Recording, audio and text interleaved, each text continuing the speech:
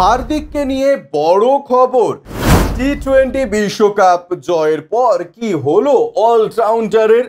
IPL এর অধিনায়ক হিসেবে ব্যর্থ হয়েছেন, প্লেয়ার হিসেবেও রাখতে পারেননি খুব একটা অবদান, এমনকি তার সংসারও ভাঙতে বসেছে বলে জল্পনা শুরু হয়েছিল। সেই হার্দিককে টি-20 বিশ্বকাপে দিয়েছেন যাবতীয় জবাব। ভারতীয় দলের জার্সি গায়ে মাঠে ফিরতে হার্দিক পান্ডিয়াকে পাওয়া যায় পুরনো ছন্দে। গোটা টি-20 বিশ্বকাপে ব্যাটে বলে দারুণ পারফর্ম করেন পান্ডিয়া, এমনকি ফাইনালে ভারতের জয় গুরুত্বপূর্ণ অবদান রাখেন হার্দিক। দক্ষিণ আফ্রিকার বিরুদ্ধে গুরুত্বপূর্ণ সময় হেনরি ক্লাসেনের উইকেট হার্দিক না নিলে ভারতের বিশ্ব জয় সম্ভব হতো না। এছাড়া প্রবল চাপের মুহূর্তে শেষ ওভারের 16 ডিফেন্ড করা আরও দুটো উইকেট নেন হার্দিক।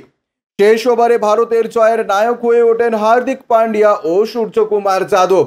এবারে টি-20 বিশ্বকাপ শেষ হতেই হার্দিক পান্ডিয়াকে নিয়ে সামনে এলো বড় খবর।